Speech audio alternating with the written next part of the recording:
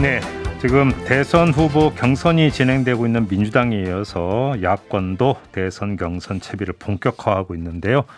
자, 그래서 오늘 3부에서는 최재형, 윤석열 두 후보 캠프 인사 차례로 연결해서 입장 들어보도록 하겠습니다. 먼저 최재형 후보 캠프 쪽부터 연결할 텐데요. 김영우 상황실장 전화로 만나보겠습니다. 나와 계시죠? 네, 안녕하세요. 반갑습니다. 네, 안녕하세요. 윤석열 후보와의 회동은 물 건너간 게 맞는 거죠? 그렇지 않다고 봅니다. 아직까지 윤석열 전 총장의 직접적인 발언은 아직 들어보진 못했고요. 그래요? 뭐 캠프 측 관계자 뭐 이런 식의 얘기가 좀 나왔습니다만은 예. 뭐 언제고 만날 수 있지만 당장은 아니다. 뭐 이런 입장인 것 같아서 저희는 뭐 기다리고 있고요. 그러니까 바로 그 메시지 자체가 거절 메시지 아닌가요? 그 회동 자체에 대한 뭐 완전한 거절은 아니라고 보고 뭐 시기에 문제가 좀 있겠죠. 예. 아, 그래요? 아무튼 이제 그 최재형 후보 쪽에서 회동을 제안했던 주된 이유가 계파 갈등은 바람직하지 않다. 이 이유를 대면서 회동 제안을 했는데 좀 궁금한 게요. 계파 갈등이면 최소한 복수의 계파가 지금 뭔가 다툼을 벌이고 있다는 뜻이잖아요. 간단히 이야기를 하면. 그러면 지금 야권 내지 국민의힘 안에 최재형계도 있고 윤석열계도 있다. 이런 상황 판단인가요? 그렇죠. 그러니까 또 정치라는 게 참 희한해서 어떤 그 실체도 물론 중요하지만 계속 언론에 친윤계, 반윤계 이런 식으로 나오면 국민들은 마치 엄청난 계파가 있는 양 인식을 하게 되잖아요. 자연스럽게. 그리고 이제 윤 총장께서 당 밖에 있는데 이제 당 안에 있는 분들이 이제 캠프에 활동을 하신다 이런 얘기가 나오니까 이건 마치 어떤 가치나 정책을 따라가는 게 아니라 사람을 그냥 지지하는 것으로 오해될 수가 있겠다 이런 생각이었고요. 그다음에 정치를 처음 하는 입장이잖아요, 두 분은. 이런 상황에서 친윤계, 반윤계 이거는 예전에 친박, 친이, 뭐 비박 이런 계파를 떠올리게 해서 허심탄회하게 만나서 우리는 힘을 합칠 수 있는 사람이다. 라는 거를 보여드리고 싶었죠. 사실. 그러면 실장님 제가 한번 다시 질문을 이렇게 그 수정해서 한번 드려볼게요. 그럼 지금 계파 구도라고 하는 게 친윤 대 반윤입니까? 아니면 친윤 대 친최입니까? 그렇게 이제 말씀하시니까 결국은 계파 구도 프레임이 돼버리는데 두 분 말고도 많은 그 주자들이 지금 계시잖아요. 그러니까 친윤, 반윤 이런 거는 맞지는 않다고 보고 그 두 분을 지지하는 분들이 있죠. 그렇죠. 그런 의미에서 제가 왜 여쭤보냐면 실장님께서 이제 다른 인터뷰에서 최재형 후보를 도와주는 분들이 꽤 많다, 수십 명 있다 이런 말씀을 하신 적이 있잖아요.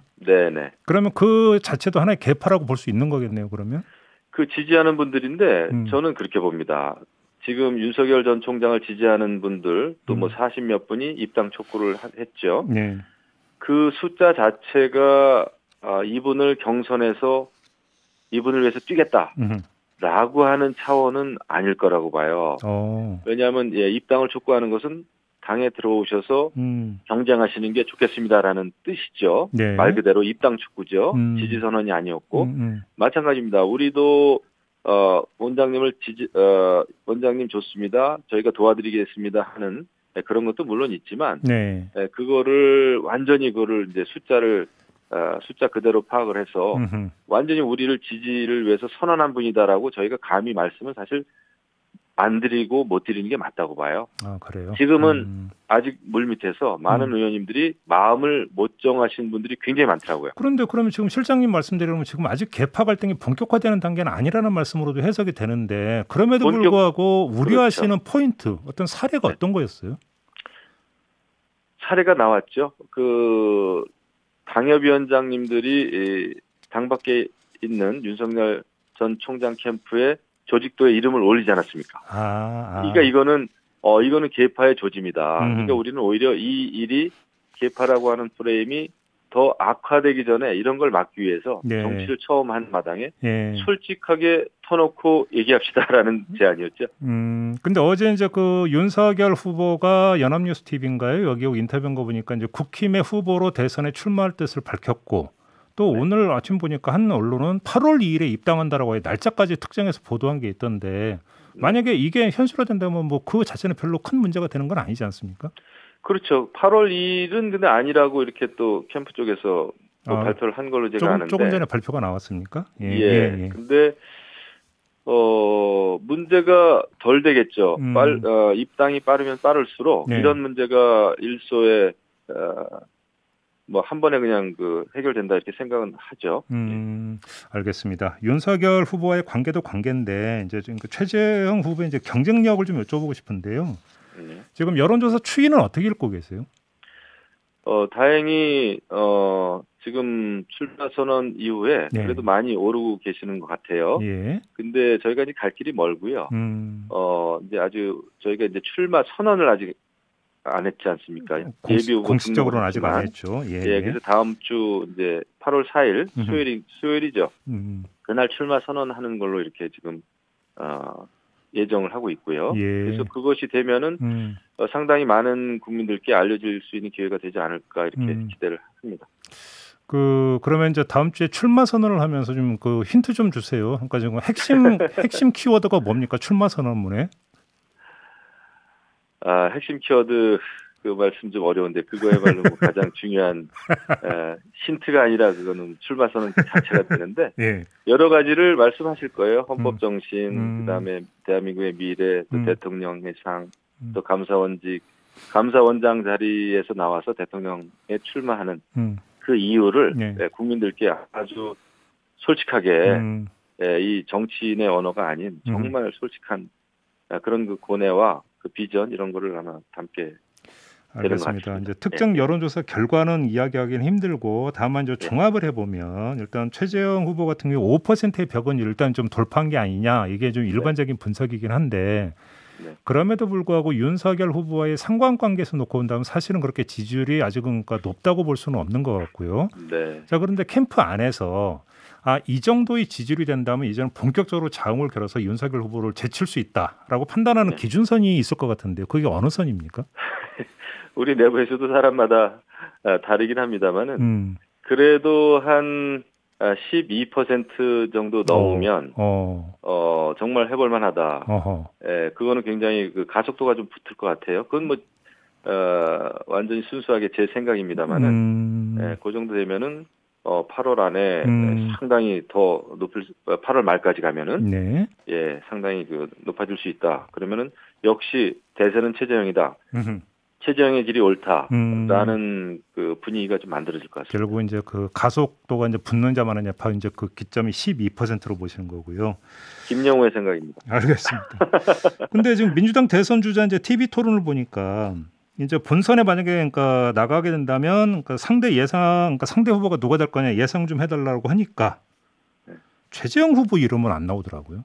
그러니까 윤석열, 유승민, 홍준표 이런 분들의 이름은 나오는데 최재형 후보 이름이 안 나오는 거에 대해서 어떤 말씀 주시겠습니까? 저는 심리적인 역선택이라고 좀 봅니다. 왜냐하면 심리적 역선택. 뭐 방금 생각난 말이긴 합니다만. 최재형 후보가 워낙 국민으로부터 어떤 검증이나 평가에 있어서 굉장히 강력한 후보라는 인식을 하고 계신 것 같아요. 흠 잡기가 좀 힘들고 흠을 잡아도 굉장히 흠이 아닌 그런 거 가지고 많이 이제 잡을 수밖에 없는 그 딜레마죠. 여권의 주자들 입장에서. 그리고 지금 급속도로 상승세를 타고 있는 최재형 감사원장이 굉장히 강력한 주자가 될 수밖에 없는 게 감사원장으로서 겪은 수많은 일들이 있습니다. 아직까지 이야기를 하지 않아서 그렇지.